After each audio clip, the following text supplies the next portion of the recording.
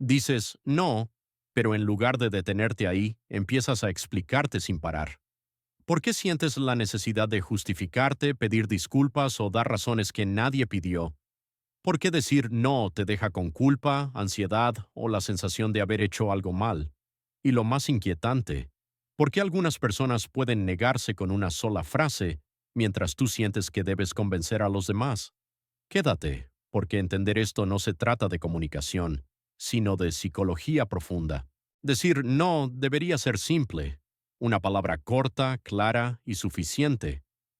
Sin embargo, para muchas personas esa palabra viene acompañada de una cadena de explicaciones, disculpas y justificaciones que parecen imposibles de detener. No puedo hoy, es que estoy muy cansado. Además tengo otras cosas, no es nada personal. De verdad me encantaría, pero ahora mismo no puedo. Después de decirlo aparece la culpa. La mente repasa la conversación una y otra vez.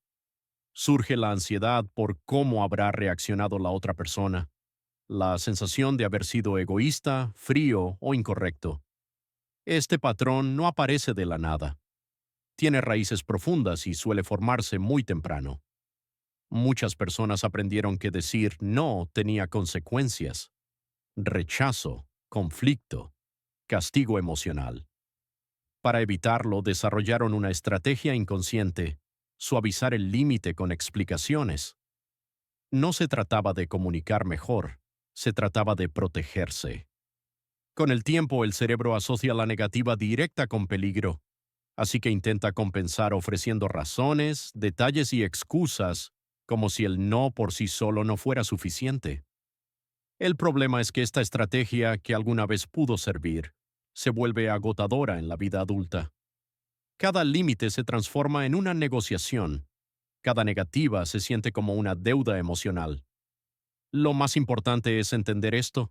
Si sientes culpa al decir no, no es porque estés haciendo algo mal. Es porque tu sistema nervioso aprendió que poner límites era inseguro. Este patrón suele pasar desapercibido porque está normalizado. La gente aplaude a quien se explica, a quien es considerado, a quien no incomoda, pero el costo interno es alto: cansancio emocional, resentimiento, sensación constante de estar disponible para todos menos para ti. Y aquí aparece una pregunta clave: ¿y si explicar demasiado no fuera un rasgo de personalidad, sino una respuesta aprendida? Para entenderlo, primero hay que mirar cómo algunas mentes procesan la información de manera distinta. No todas las personas explican de más por miedo. En algunos casos, la necesidad de detallar no nace de la culpa, sino de la forma en que el cerebro procesa la información. Existe un tipo de procesamiento cognitivo llamado bottom-up. En este modelo, la mente construye la comprensión a partir de los detalles, no de las conclusiones generales. Primero vienen los datos, luego el significado. Las personas con este tipo de procesamiento suelen sentir que una explicación incompleta es, en el fondo, una explicación incorrecta. No buscan convencer, buscan ser precisas. Este patrón es común en personas con ADHD, rasgos del espectro autista o simplemente con una mente altamente analítica. Para ellas, omitir detalles genera incomodidad interna. No porque teman el juicio externo, sino porque sienten que no han comunicado la realidad completa. Desde fuera puede parecer inseguridad, pero por dentro se vive como coherencia. El problema aparece cuando este estilo cognitivo se mezcla con contextos sociales que no requieren tanta información. La mente sigue su lógica interna, pero el entorno interpreta el exceso de explicación como duda o falta de firmeza. Aquí es donde muchas personas se confunden. Piensan que deben corregirse, que algo está mal en su forma de comunicarse, pero no es así. El procesamiento bottom-up no es un defecto, es una arquitectura mental distinta. Sin embargo, es crucial diferenciar este estilo cognitivo de otro fenómeno muy diferente, uno que sí nace del miedo y no de la estructura cerebral. Cuando explicas porque disfrutas compartir detalles, eso es información. Cuando explicas porque temes decepcionar, eso es defensa. La mayoría de las personas que sufren al decir no, no están simplemente informando. Están intentando evitar una reacción negativa. Comprender esta diferencia es clave. No todo exceso de explicación debe eliminarse, solo aquel que surge como una respuesta de autoprotección.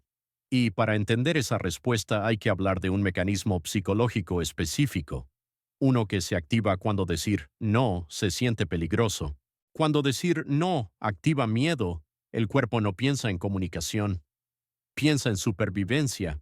Además de las respuestas conocidas al estrés, huir, luchar o congelarse, existe una cuarta reacción menos visible, fawning. Es la tendencia a agradar, ceder y explicarse en exceso para evitar conflicto. Las personas que desarrollan esta respuesta aprendieron, consciente o inconscientemente, que mantener la armonía era más seguro que marcar límites, no porque fueran débiles, sino porque en algún momento necesitaron adaptarse. En contextos familiares o sociales donde el desacuerdo generaba castigo emocional, rechazo o tensión constante, el cerebro encontró una solución. Si me explico bien, si soy comprensivo, si no incomodo, estaré a salvo. Con el tiempo este patrón se automatiza. Ya no hace falta un peligro real.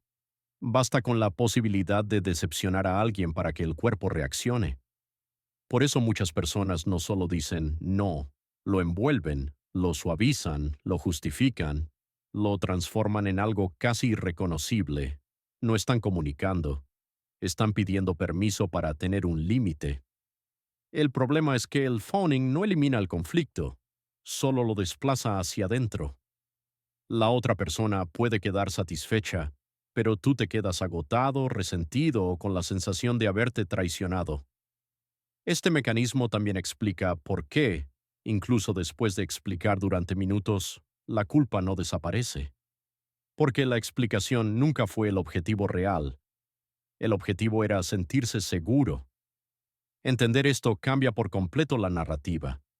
No explicas demasiado porque seas malo comunicando. Lo haces porque tu sistema nervioso aprendió que decir no sin adornos era arriesgado. Y aquí aparece una verdad incómoda. Mientras más te explicas desde el miedo, menos claro se vuelve tu límite. No porque las palabras estén mal, sino porque el mensaje que transmites no es firmeza, sino negociación. Y esto nos lleva al siguiente punto, uno que pocas personas quieren aceptar. La forma en que dices no no solo comunica tu decisión, también comunica tu posición. Existe una regla social silenciosa que casi nadie menciona, pero todos perciben. Cuanto más te explicas, menos sólido parece tu límite. No es justo, pero es real. En las interacciones humanas, la claridad transmite seguridad, y la seguridad suele interpretarse como estatus. Las personas que ocupan posiciones de autoridad rara vez justifican cada decisión, no porque no tengan razones, sino porque no sienten la necesidad de convencer. Su no se presenta como un punto final. Cuando explicas en exceso, el mensaje implícito no es consideración, es duda. No duda sobre el contenido, sino sobre tu derecho a decidir. El exceso de razones abre una puerta invisible, la puerta a la negociación. La otra persona escucha tus argumentos y de forma inconsciente empieza a evaluarlos. Si una razón parece débil, intenta rebatirla. Si una circunstancia cambia, vuelve a insistir. Así, el no deja de ser una decisión y se convierte en un debate. Este fenómeno está relacionado con lo que la psicología social llama señalización de estatus. Las personas con alto estatus explican menos porque no necesitan justificar su autonomía. Las personas que sienten que deben justificarse comunican, sin querer, una posición más baja en la jerarquía social. Esto no significa que alguien sea menos valioso, significa que el mensaje percibido cambia, y aquí aparece una paradoja. Cuanto más intentas ser educado, comprensivo y considerado, más probable es que tu límite sea cuestionado. No porque los demás sean malintencionados, sino porque el lenguaje humano responde a señales, no solo a palabras. Explicar demasiado también consume algo fundamental: energía. Cada justificación es un esfuerzo adicional para sostener una decisión que ya estaba tomada. Y lo más importante, el respeto no se obtiene convenciendo, se obtiene mostrando coherencia entre palabras y acción. Si tu no necesita demasiadas razones para sostenerse, deja de ser un límite y se convierte en una petición de aprobación. Comprender esta dinámica es incómodo, pero necesario, porque solo cuando entiendes por qué ocurre, puedes empezar a cambiar la forma en que te relacionas con tus propios límites. Y antes de aprender cómo hacerlo, hay que aclarar algo esencial. No todo exceso de explicación es igual. No toda explicación extensa nace del miedo. Y confundir estas dos cosas puede llevar a apagar una parte valiosa de tu personalidad. Existe una diferencia clara entre infodumping y defensive explaining. El infodumping ocurre cuando compartes información porque te interesa, te apasiona o te resulta relevante. Hablas con entusiasmo, con curiosidad, con el deseo genuino de profundizar. No hay tensión en el cuerpo, no hay prisa por ser aceptado, solo hay intercambio. El defensive explaining es distinto. Aparece cuando el cuerpo está en alerta, cuando la voz se acelera, cuando sientes la necesidad de justificarte antes incluso de que alguien lo pida. En ese momento no estás compartiendo, estás defendiéndote. La clave para distinguirlos no está en la cantidad de palabras, sino en la sensación interna. El infodumping expande, el defensive explaining contrae. Muchas personas, al descubrir que explicar demasiado puede reducir el respeto, intentan eliminar cualquier explicación. Se vuelven rígidas, se reprimen. Eso no es el objetivo.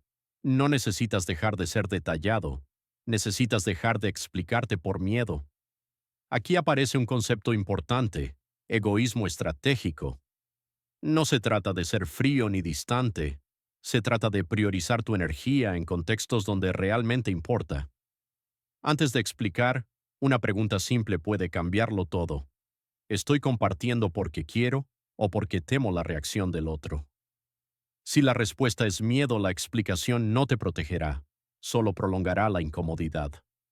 Cuidar tu energía no es egoísmo, es responsabilidad personal.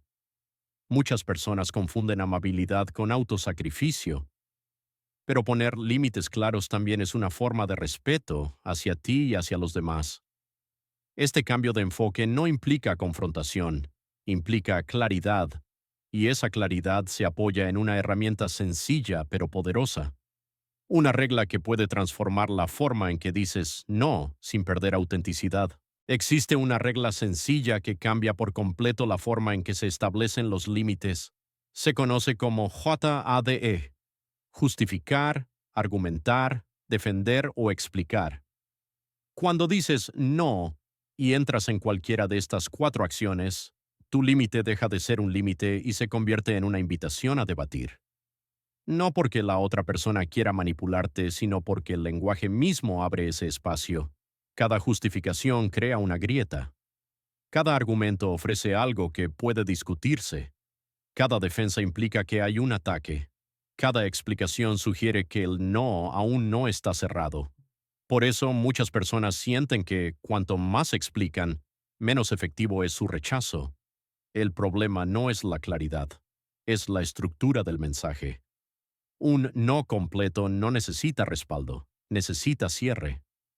Decir "no puedo el viernes" es una frase terminada, no invita a negociación, no contiene puertas ocultas, es incómoda, sí, pero también es honesta. El silencio que sigue suele ser lo más difícil de tolerar. Ese segundo en el que no sabes cómo reaccionará la otra persona, ese espacio donde el cuerpo quiere rellenar con más palabras. Ahí es donde se construye el respeto interno. No responder de inmediato no es frialdad. Es permitir que el límite exista sin justificación. Muchas personas confunden firmeza con agresividad, pero la firmeza real es tranquila, no empuja, no se defiende, simplemente se mantiene. Practicar esto no significa volverte insensible, significa dejar de sobreexplicarte para ser aceptado. La reacción del otro ya no está bajo tu control, y nunca lo estuvo. Cuando eliminas JADE, descubres algo importante. Quien respeta tus límites no necesita explicaciones.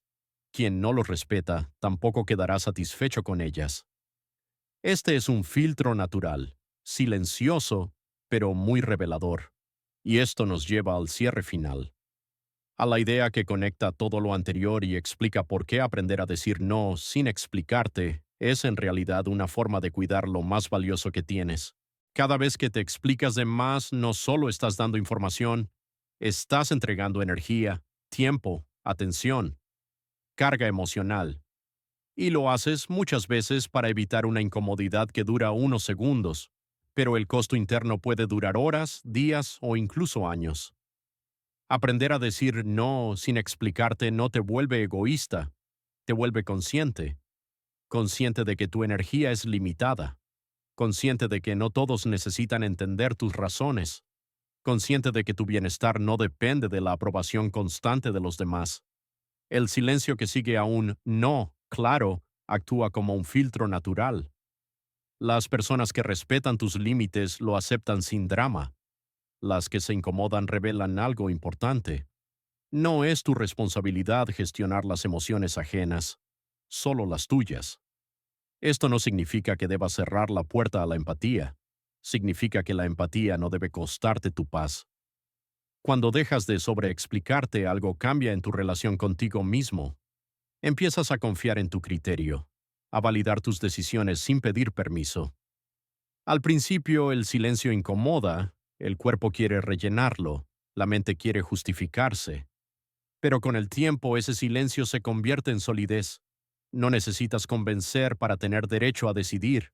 No necesitas razones perfectas para poner límites. Tu no es suficiente. Y aquí está la paradoja final. Cuanto menos te explicas, más claro te vuelves.